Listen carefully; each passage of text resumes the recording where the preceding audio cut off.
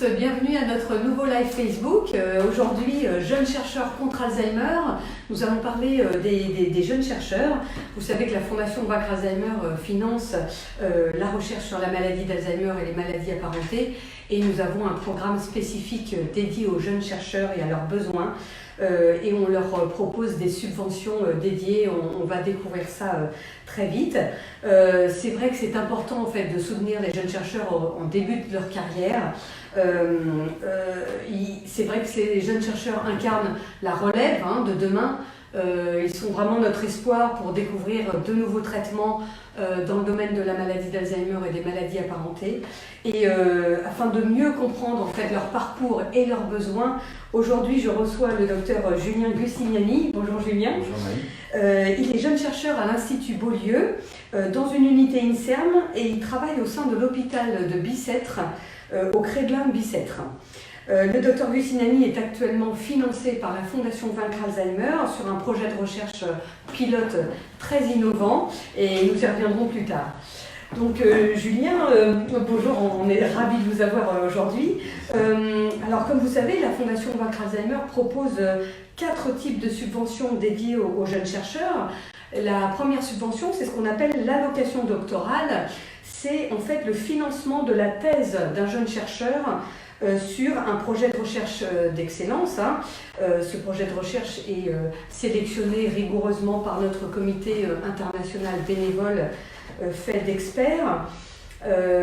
Et ces allocations s'élèvent à 100 000 € sur 3 ans. Donc, docteur Gussignani, quelle est la valeur ajoutée de ces allocations doctorales pour les jeunes chercheurs ? Alors juste pour rappel, donc, les allocations doctorales vont être attribuées à des étudiants en sciences, que ce soit biologie ou autre, et donc qui ont effectué 5 années d'études en université ou dans un autre établissement, et donc qui vont avoir décidé d'effectuer une thèse en sciences, qu'on appelle aussi doctorat, pour apprendre le futur métier de chercheur. Donc il y a un contrat doctoral qui va être mis en place entre le jeune étudiant et le laboratoire d'accueil, et donc à partir du moment où ce laboratoire d'accueil va avoir le financement suffisant et minimum pour donc payer cet étudiant pendant 3 années de thèse. Donc voilà.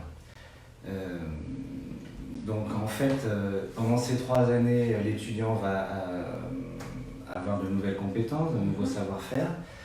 Donc à la fin de ces 3 années, il va obtenir son doctorat de sciences, donc il va être jeune docteur. Il va entrer sur le marché du travail, où il va proposer ses nouvelles compétences à d'autres laboratoires pour pouvoir développer donc les projets de recherche de ces laboratoires. Donc il faut savoir que la possibilité pour les étudiants de faire une thèse est déjà à ce stade difficile. Ils n'ont pas tous la possibilité de le faire. Il y a déjà une compétition qui est assez forte. Et du coup, la proposition de la Fondation Vaincre Alzheimer est très intéressante. Pour la première raison, c'est que ça va permettre à d'autres chercheurs de pouvoir d'autres étudiants de pouvoir effectuer une thèse donc sur des maladies de type maladie d'Alzheimer, et du coup ça va donc gonfler l'effectif des chercheurs, et donc c'est la relève de demain. Il y a aussi un intérêt pour les laboratoires d'accueil qui effectivement sont intéressés à développer de nouveaux projets, de nouvelles idées, et donc ils vont avoir une personne donc qui sera financé sur 3 ans, et donc c'est vraiment très intéressant pour eux aussi. Oui, ça fait avancer vraiment le projet, sur voilà, 3 ans. Sur 3 ans, donc c'est un intérêt pour tout le monde, et donc ça fait progresser la recherche. Et vous, docteur Gussignani, vous avez effectué votre thèse, c'était à la faculté de pharmacie à Châtenay-Malabry. Voilà, donc moi j'ai effectué ma thèse donc, à la faculté de pharmacie de Châtenay-Malabry, où j'ai appris j'ai beaucoup de techniques en biochimie, en biologie cellulaire qui m'ont été très utiles par la suite, donc, pour pouvoir développer des projets de recherche. Actuellement, l'endroit où je travaille, l'Institut Beaulieu, au sein de l'unité INSERM où j'évolue. Oui, donc vous voyez, donc c'est très très important de former ces jeunes chercheurs. C'est la toute première expérience professionnelle qui va leur permettre vraiment d'accéder à des projets de recherche très importants, avec vraiment une formation de qualité ici en France. Voilà, oui, tout à fait.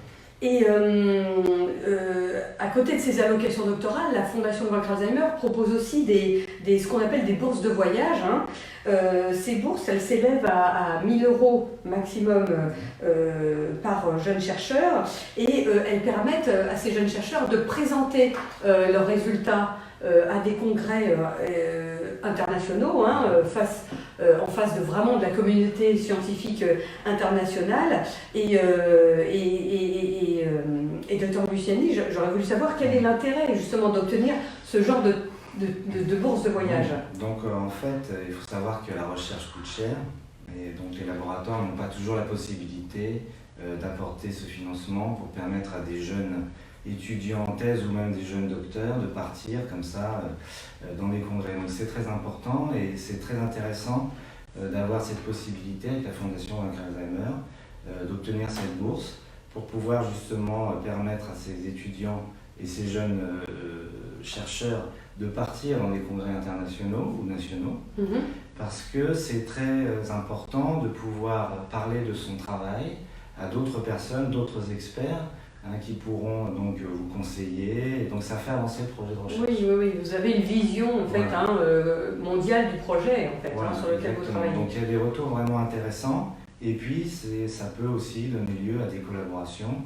Donc c'est vraiment quelque chose de très enrichissant et ça fait progresser aussi le projet de recherche. C'est sûr que les collaborations, hein, il faut savoir vraiment, la recherche n'a pas de frontières, c'est vraiment, les chercheurs travaillent avec leurs homologues de tous les pays et c'est très important pour un jeune chercheur de croiser ses homologues et de pouvoir évidemment collaborer ensemble sur le projet et faire avancer plus vite leur recherche. Et du coup, moi j'ai eu la chance dans ma carrière de partir, ma jeune carrière, de partir plusieurs fois en Allemagne, en Espagne, mais également en France, dans de nombreuses grandes villes en France, où j'ai rencontré beaucoup de personnes, ça m'a été très utile. Et puis, on a effectivement aussi fait des collaborations avec des personnes que je vois encore aujourd'hui, et avec lesquelles je collabore toujours sur une partie du projet. Donc ça, c'est vraiment important. Hein. C'est vraiment un début de collaboration et des choses qui durent vraiment tout au long de la carrière et qui aident beaucoup pour vraiment toute la carrière du jeune chercheur. Ouais, et faire avancer le travail, et donc c'est vraiment très important. Et à côté de ces bourses de voyage, la Fondation Vaincre Alzheimer propose aussi des bourses de formation, hein, à hauteur de 5 000 €. Ces bourses de formation, elles permettent aux jeunes chercheurs de se former à l'étranger pour quelques mois sur une technique particulière et assez innovante. Et à leur retour, les jeunes chercheurs peuvent implanter cette technique dans leur laboratoire d'origine. Et ça, c'est assez intéressant, Dr Luciani. Pourquoi c'est important justement pour les jeunes chercheurs de se former en fait, dans d'autres laboratoires? Alors, il faut savoir que quand on fait un projet de recherche, on va essayer de répondre à nos questions. Et pour pouvoir le faire, on est toujours amené à développer de nouvelles techniques, de développer de nouvelles expériences. On a parfois besoin de nouveaux outils qui sont parfois très coûteux.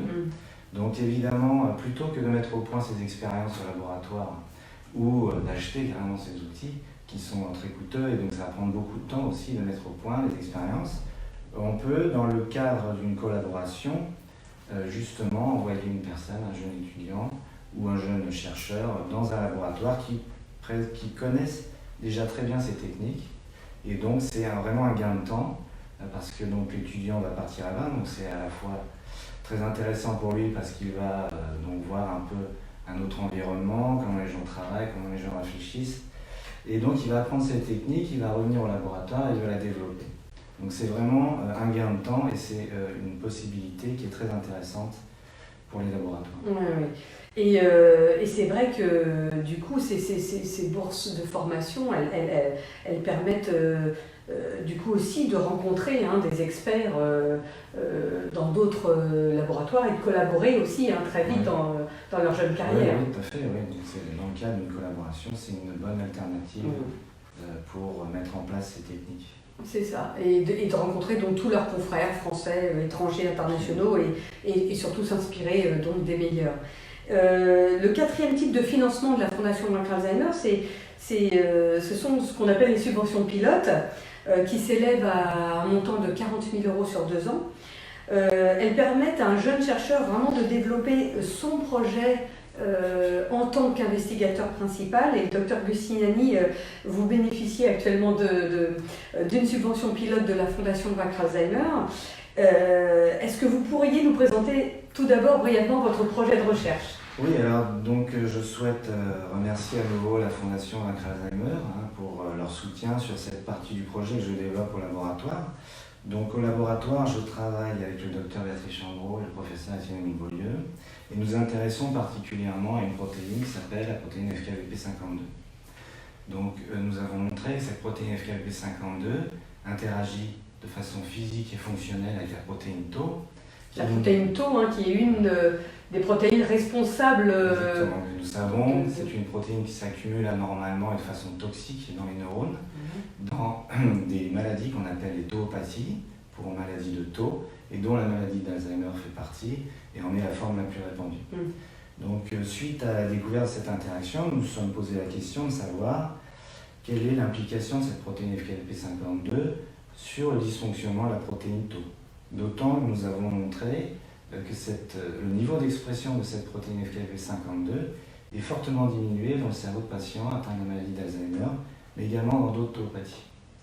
Donc du coup, quel est l'impact de cette diminution sur le fonctionnement de Tau et est-ce que ça a un rôle sur la progression de la pathologie? Donc du coup, le projet que j'ai présenté à la Fondation Vaincre Alzheimer et qui a été accepté par le comité scientifique consiste à étudier le rôle de la protéine FKBP52 sur le fonctionnement de petites vésicules qu'on appelle des lysosomes.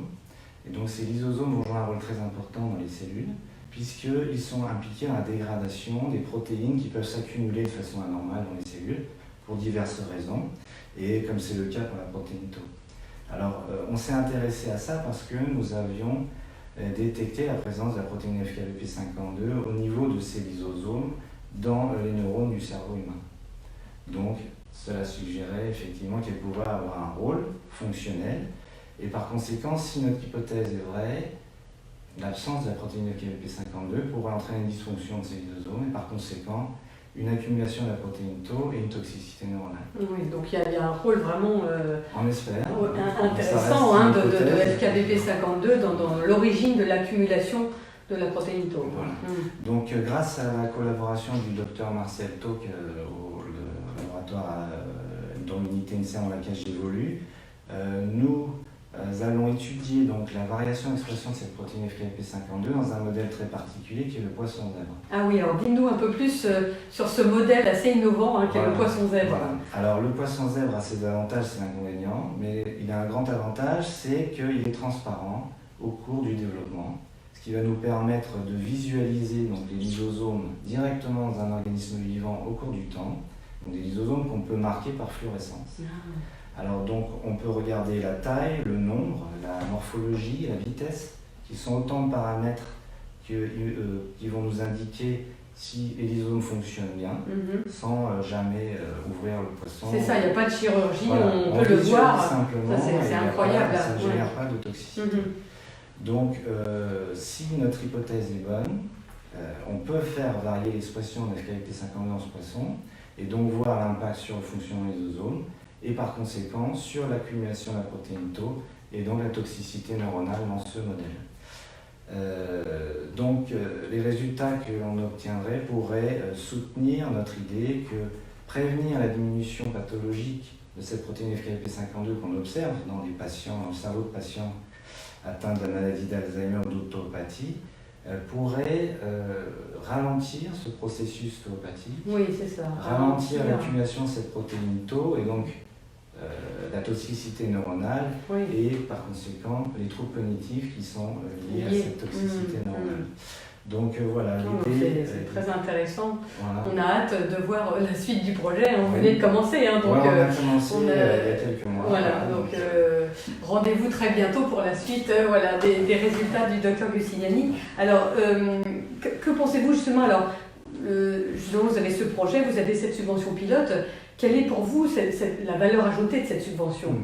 Oui, donc à ma connaissance, la Fondation Vaincre Alzheimer est la seule à proposer ce type de financement. Donc c'est vraiment intéressant pour des jeunes chercheurs parce qu'ils doivent évidemment faire leurs preuves.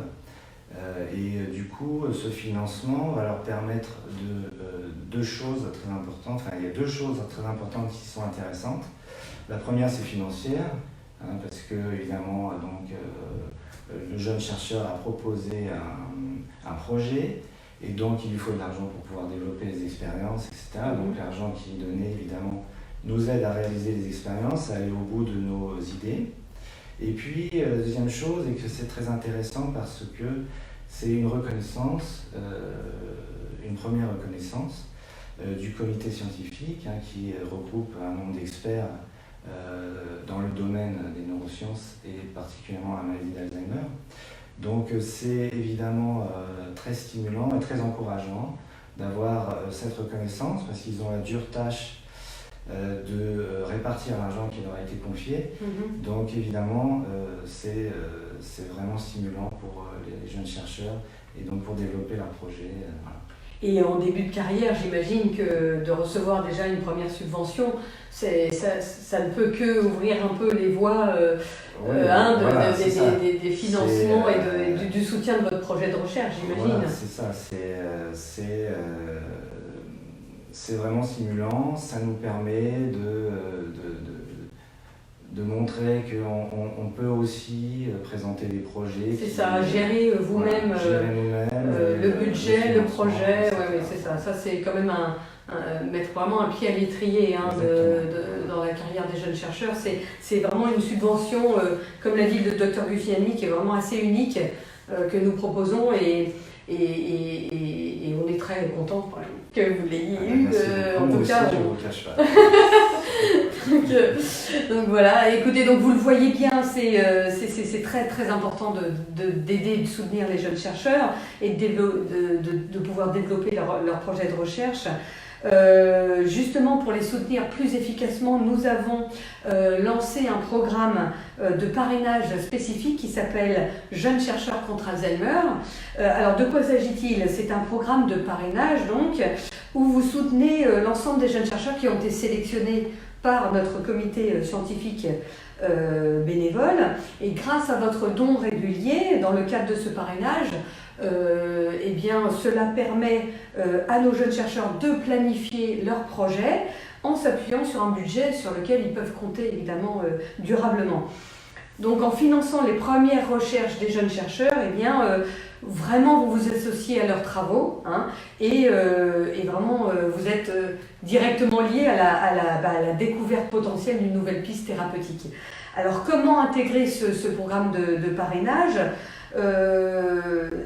Comme je vous l'ai déjà dit, ces jeunes chercheurs sont vraiment sélectionnés de façon indépendante, rigoureuse par notre comité scientifique international lors de notre appel à projet annuel sur tout le territoire français.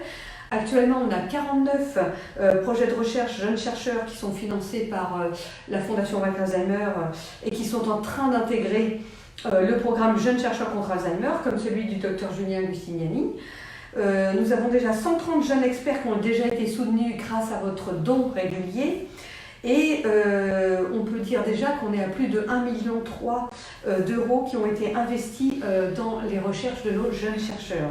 Donc si vous voulez en savoir plus, vous pouvez demander notre brochure de parrainage ou aller directement sur le site parrainage.vaincrealzheimer.org et vous pouvez opter pour le parrainage en ligne sur notre site officiel et entièrement sécurisé bien sûr.